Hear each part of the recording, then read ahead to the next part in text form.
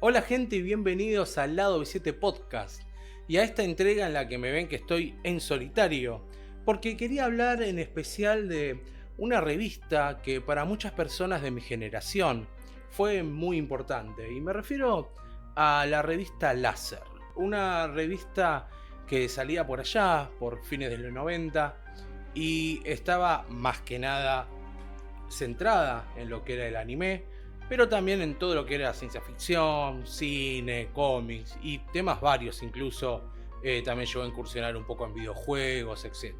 Pero su punto principal era generalmente todo lo que era anime, series retro y todo lo que más o menos les gusta o muchas de las cosas que hago yo, el lado B7. Esta fue una revista que para todos los que cruzamos la adolescencia por aquellas épocas, ¿sí? Estoy hablando fines de los 90, más o menos entre el 97 y entre más o menos 2010, ponele. Toda esa gente más o menos que cruzó la adolescencia o la juventud en esa época, caímos en las redes de esta revista que nos acompañó durante todo el crecimiento y todo el traspaso que pasábamos por aquellas épocas. Yo sé que muchos de los que hayan leído esta revista en aquel momento le tienen un cariño muy especial, mientras que hay otras personas que quizás son un poco hostiles hacia uno de los creadores de la revista, que es Leandro Oberto, que quizás es el más reconocido de todos. Pero voy a primero hacer un breve resumen. Quizás no voy a centrarme tanto en la creación de la revista, porque creo que eso es conocido por la mayoría. Hay muchos documentales y videos donde se habla de todo este tema. Es algo que yo no voy a hacer en este momento. Y como tampoco tenía ganas de hacer un video para el canal del Lado B7 hablando tan guionado sobre esta revista, me interesaba más hacerlo en esta manera de podcast. Más que nada porque es un elemento especial de mi época de adolescente. Porque realmente me acompañó en toda una transición. Porque más allá de que se centrara en los videojuegos, en el anime, en la ciencia ficción y en todas las cosas, tenía una forma muy especial de estar redactada y tenía una forma muy especial de conectar con el lector y con quienes éramos el público objetivo de estas revistas. Y era que hablaban el mismo idioma que hablaba el joven adolescente de esa época. Entonces uno se sentía de cierta manera conectado o quizá con una cierta comprensión con quienes escribían esto y con quienes lo leíamos, ¿no? Es como que se creaba un cierto vínculo. Por otro lado, también es una revista que se adelantó en ciertos conceptos, porque si hoy Láser tuviera que existir, no existiría. Hoy una revista como Láser no tiene lugar en los medios. Y quizás las cosas que Láser hacía hoy se resumen en canales de YouTube, justamente canales de podcast. Es como que ellos lograban todo eso en tinta y papel. Y era algo sumamente interesante. Pero bueno, para resumir un poco las entradas, o sea, la revista fue creada en su momento por Leandro Oberto y Pablo Ruiz. Ellos fueron los cofundadores de la revista. Pablo Ruiz no tiene nada que ver con Pablito Ruiz, no tiene nada que ver con el cantante. Y ellos son los que comenzaron el proyecto. Obviamente hubo mucho más gente involucrada que siempre ven en la revista, pero ellos fueron los que arrancaron con la editorial. Y la revista no era claramente para chicos. Y empezó en una época donde el anime recién empezaba a estallar acá. Yo me acuerdo que estamos hablando de la época en que ya habíamos tenido, sobre todo a través de Magic Kids, Caballeros del Zodíaco, Sailor Moon, Samurai Warriors, Ranma y medio, y todas esas series que eran los primeros pasos de anime acá. Incluso yo mis primeros pasos de anime lo di. Si bien conocía Caballeros del Zodíaco, conocía porque era más chico Mazinger, conocía, no sé, Robotech. Fue a través de esa época del Magic y a través de Dragon Ball, que fue la primera serie que yo vi y conocí lo que era la palabra anime. Yo hasta ese momento pensaba que, bueno, eran dibujos chinos. Entonces, cuando llegó Dragon Ball y me empecé a empapar un poco más de lo que era la cultura del anime y empecé a investigar otras series. Porque si bien yo ya no soy un gran fanático de Dragon Ball, me gusta y tengo una conexión con mi infancia. Por ejemplo, mi hermano es mucho más fanático de lo que yo seré jamás de Dragon Ball. Sí agradezco que fue como mi primer paso consciente sobre lo que era el anime. Y para la época que yo empecé a consumir láser, parece que digo consumir, parece que estaba consumiendo falopa, pero no, cuando empecé a consumir láser, que era como una falopa también,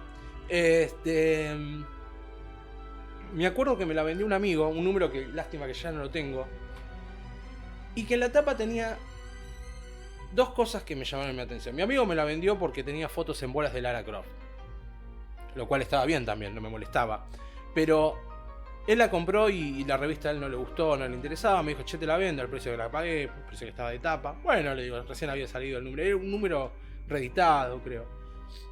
Y tenía una cosa abajo. Una era Lupin, que yo en ese momento recién descubrí a Lupin, que lo miraba por Locomotion, porque yo tenía la suerte de tener DirecTV en aquel momento, y DirecTV pasaba series como Lupin, El Balón Rojo, y había empezado a pasar Evangelion. Entonces, me acuerdo que cuando yo estaba en... Más o menos esto fue cuando yo estaba en séptimo grado, más o menos. No, en octavo, sí, séptimo, octavo, noveno, todo eso. En esa época teníamos polimodal, o sea, después venía polimodal, tipo era hasta noveno y después venía polimodal, ahora ya no es así hace años, pero bueno.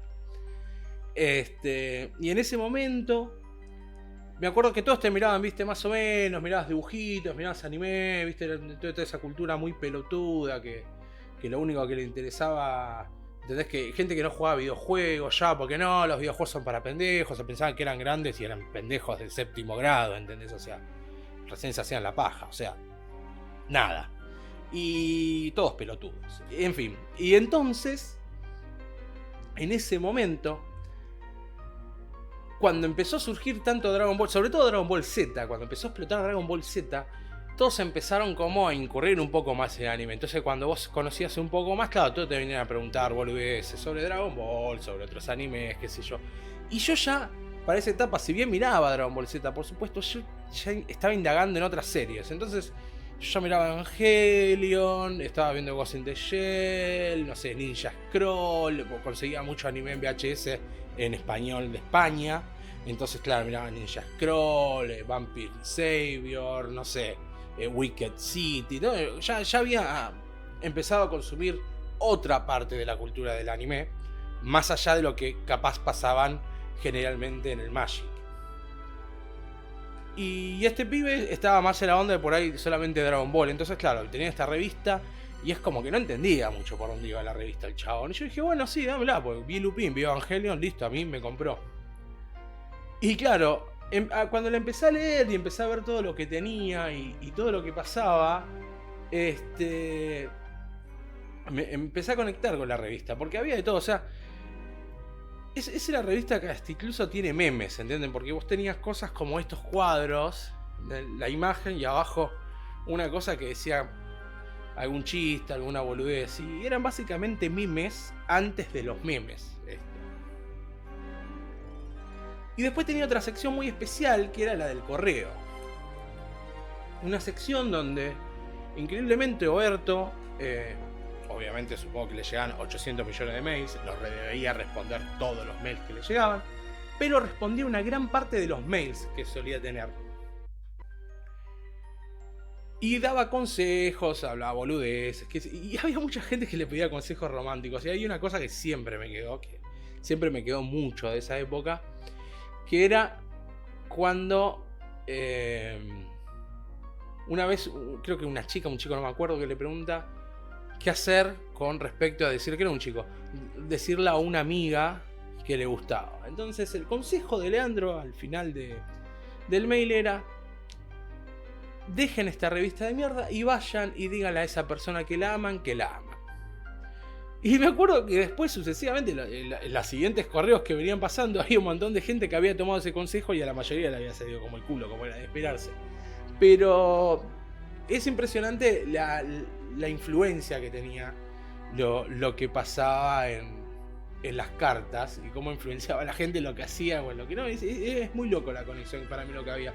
Porque me parece que no vi otra editorial que tuviera esa conexión con el público. Yo leías muchos cómics también. Los cómics tenían su sección de editorial donde se respondían cartas, donde respondían cosas a los lectores, qué sé yo, y era todo mucho más técnico, mucho más editorial, consumidor, ¿entendés? Y esto se sentía como mucho más íntimo, mucho más como que estabas hablando con un hermano mayor, un primo, ¿entendés? Que te tiraba un par de consejos mientras estaba tomando una birra. O sea, no era el mejor consejo, capaz estaba fumando un faso, estaba tomando una birra, pero te tiraba un consejo y bueno, vos lo tomabas y veías lo que hacía.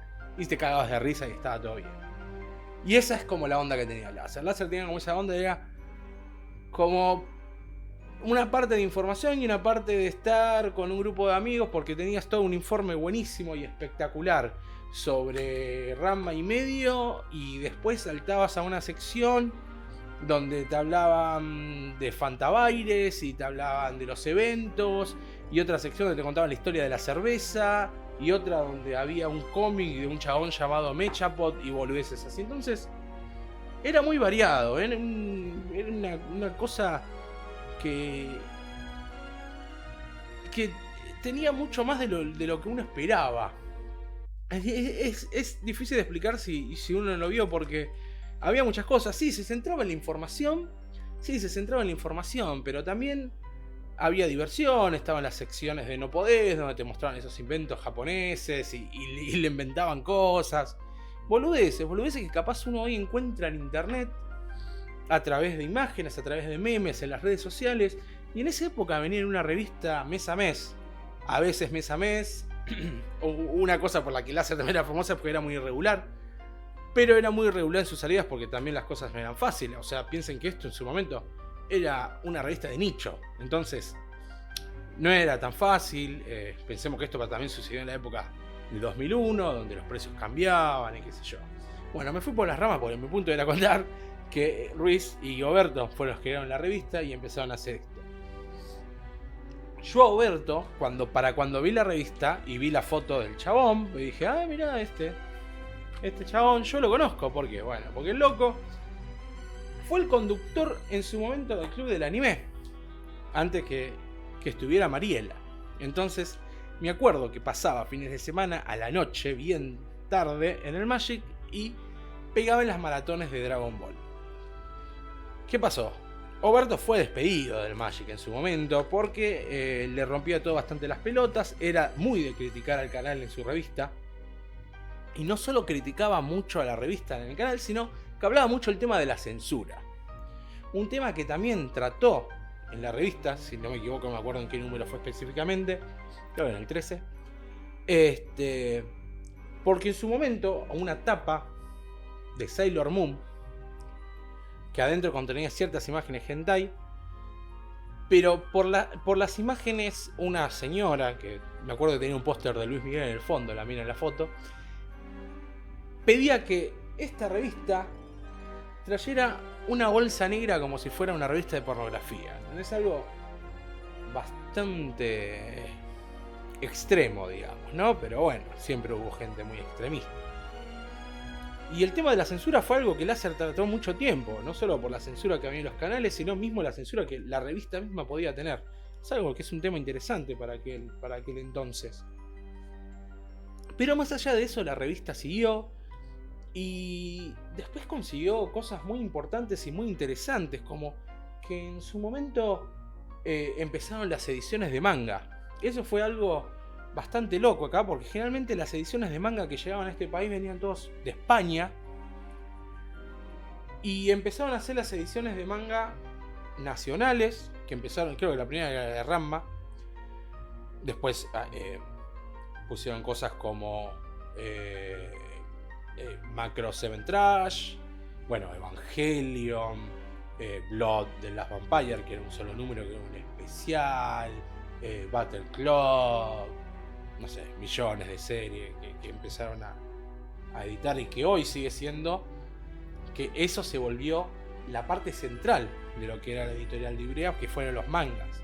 Incluso en una época llegaron a editar algunas películas en VHS, que una me acuerdo que era una ova de Ranma, creo que fueron 2 ovas de Ranma que llegaron a editar en VHS.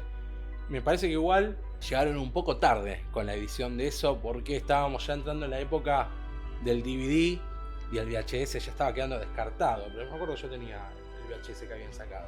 Pero bueno, en una época, te imaginen que todavía había revistas como otra de anime, que ahora no me acuerdo el nombre, que el Magic le hacía publicidad, que traía VHS como la película de Robotech y esas cosas. Toda esa época todavía se daban todas esas cosas.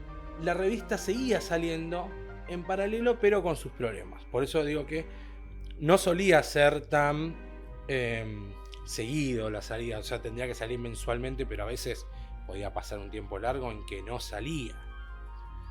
¿Sí? Yo recuerdo que entre el 2000 y 2001 habrá sido más o menos el pico de popularidad que habrá tenido la revista, que me acuerdo que se veía bastante seguido.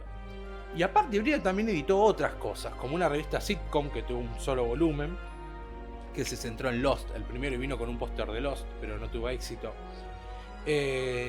También tenían 4 segundos. Perdón, la revista era Ultra, que tenía el cómic de 4 segundos, era todo de cómics nacionales. También se llamaba Ultra, 4 segundos era uno de los cómics más famosos que tenía esa revista. Y todas esas cosas iban haciendo, pero Láser seguía siendo muy especial en su momento.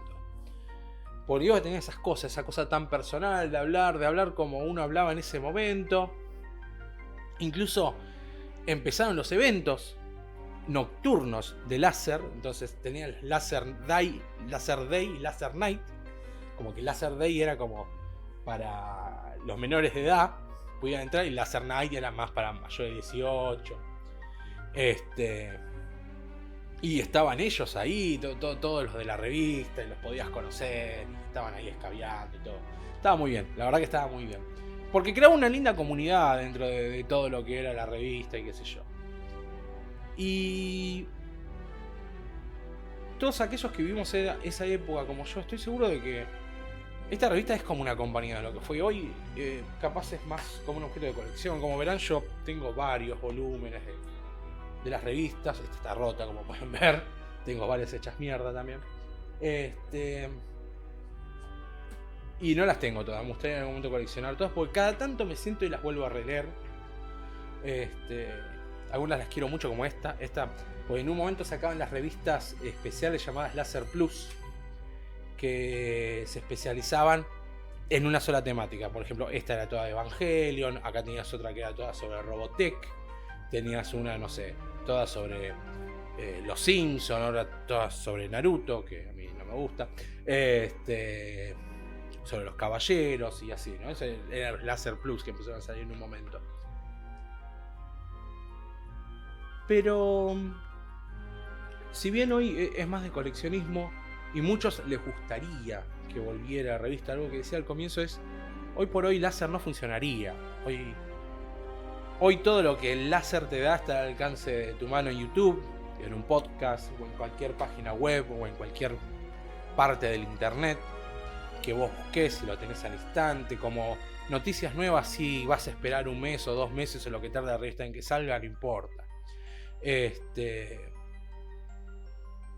Y la revista sufrió entonces sus percances, ¿viste? Y hoy ya no se podría hacer una revista como esta, porque ya no tendría un público, porque su público que lo entendería, que se conectaría con esto, y ya somos gente que está entre los 30 y pico y 40. Y la consumiríamos por nostalgia, pero creo que los costos no valieron la pena. Hoy la realidad es que el formato físico en revista de este tipo ya no existe. Sí, lo que se consume, que uno va a un puesto de revista, a mí que soy una persona mayor, generalmente son colecciones, cosas especiales, como colecciones de libros, de enciclopedias sobre videojuegos, como colecciono yo, o para armar un Mazinger o un Terminator, pero ya no está eso de esperar una revista todo un mes para que salga y todas esas cosas. Es como que eso ya no existe. No por lo menos para los que consumimos esto, ¿entendés? Por ahí. Entonces, ir y comprar un cómic, un manga, sí, es una cosa. Y es el negocio en el que sigue Ibrea. Pero en esto no. Y me gustaría hablar un poco del final, porque hubo unos golpes importantes que tuvo esta revista. El último número de Ibrea fue este. El número 59 con tapa especial de Dragon Ball. Que hablaba sobre nueva OVA, sobre la remake. O la remake se refería a lo que iba a ser Dragon Ball Kai. Y la película, bueno, que estaba por salir en aquel momento, ¿no? Ese fue el último número. Ese último número que fue una despedida así sin mucho sabor, porque simplemente fue un número más y nada, un momento dejó de salir la revista. La revista sufrió golpes. Uno fue la muerte de Ruiz en el 2004, algo que conllevó que durante mucho tiempo no salía, durante muchos meses no salía de la revista después de que ocurrió eso. Pero el mayor golpe, según cuenta la historia, la leyenda, es Ibrea tenía tratos con grandes editoriales japonesas, por supuesto, como Toei, porque editaban los mangas, tenían contratos, todo otros temas. Y un día llegó un ejecutivo, no sé si de Toei o de qué empresa, y le tiró según cuentan, a Oberto una revista que estaba agotada, por lo tanto llegó a las manos de esa persona a través de otra persona, que claramente era una persona local, viendo el contenido que tenía estas revistas, y en el cual hablaba de que no le gustaba aparentemente cómo se hablaba en la revista, el tema de copyright y qué sé yo de lo que había ahí. Entonces, obviamente, entre mantener esta revista, la cual seguramente ya no daba ganancias, no por lo menos como las que daba el manga, y mantener esos tratos, imagínense que Ibrea no solo editaba acá, sino que también editaba en España, obviamente iban a mantener el trato con los japoneses para seguir editando manga. Por algo es lo que sigue haciendo la empresa hoy en día, la editorial hoy en día. Así que ese fue el fin de la revista. Pero ese fin de la revista, y como dije antes, alguien local llevó hasta las manos de los japoneses esa edición de Láser para que lo vean. Se dice que fueron personas de otra editorial, una revista que, si no me equivoco, se llama Kimiku, que tengo acá, o Kimiku, algo así. Que era una revista que no era la primera que intentaba, porque había más revistas obviamente especializadas en anime, pero ninguna tenía la relevancia o la importancia y sobre todo una cara tan visible como Leandro Berto dentro de la industria y para el público. Que la gente dijera así: Leandro Berto, Láser, Leandro Berto, Ibrea, Leandro Berto. Y no vean, o sea, no soy un ultra fanático del chavo, nada, no, o sea, nada, pero la verdad es que es lo que pasaba, o sea, todos los que leían la revista sabían quién era él, porque, y bueno, contestaba los Láser Mail, claramente hablaba con el público, hablaba con sus lectores, entonces tenía una conexión con sus lectores, algo que con las otras revistas no pasaba. Las otras revistas buscaban ser informativas de una manera capaz más correcta, entonces no es lo mismo que lo que hacía Láser. Y si lo intentaban era imitarlo. Y en esta revista, que no era la última, no era la última que había hecho esa misma editorial, yo la verdad que no sé, porque no tengo ni idea si realmente la historia, si esto fue verdad, si fueron realmente los de esa editorial, pero se dice que sí. Si vos lees esas revistas, y bueno, en las notas editoriales y en las críticas a los mangas de Ibrea, y siempre te le daban bastante bosta. Entonces, claramente no los querían, y sí, eso no hay ninguna duda que no los querían. Claramente no estaban a favor de lo que era la revista Láser. Y no estaban a favor, sobre todo de Oberto, claramente por una cuestión de envidia, porque el chabón se llevaría mal, no tengo la menor idea. No le gustaba.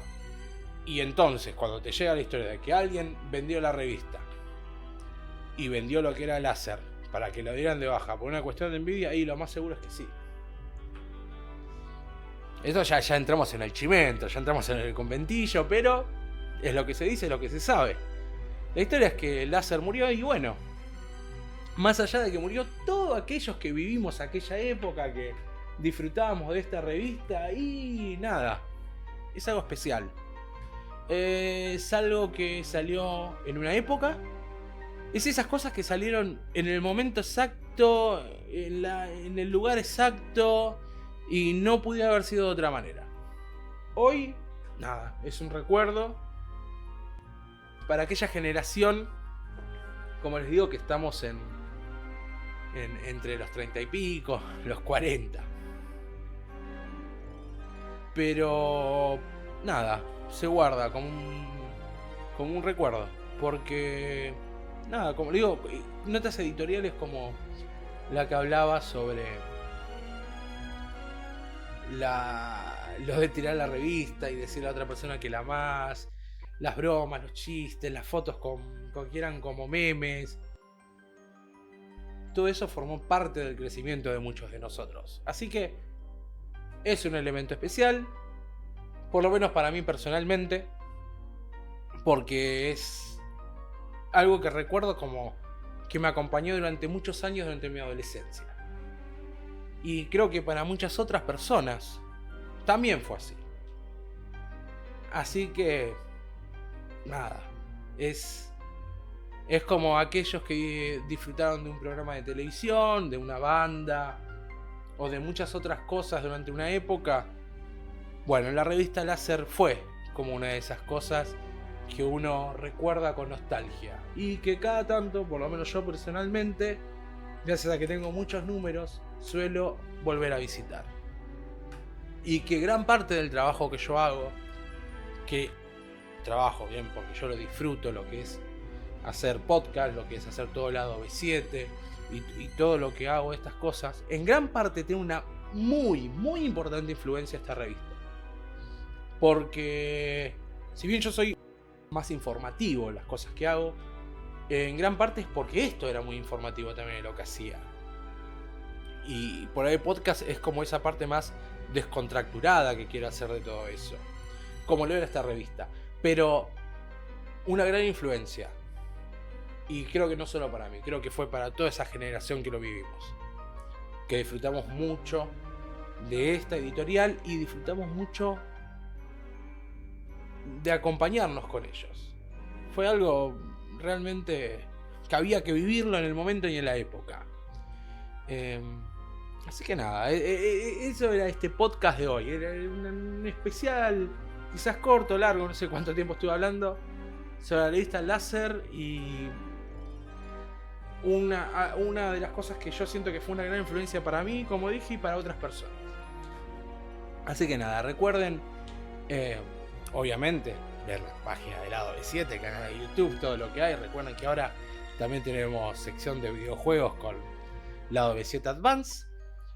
Y nos vamos a ver la próxima en algún otro podcast. Como saben ahora los podcasts, algunos van a ser así en solitario, otros va a ser con otros invitados y por supuesto también con el Rusi Lea.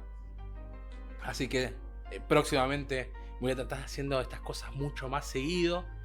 Y la idea es que vaya creciendo mucho más el canal también por este lado. Así que gente, nos vemos la próxima. Gracias por escucharme y por verme. Y nos vemos la próxima acá, en los podcasts de Lado B7.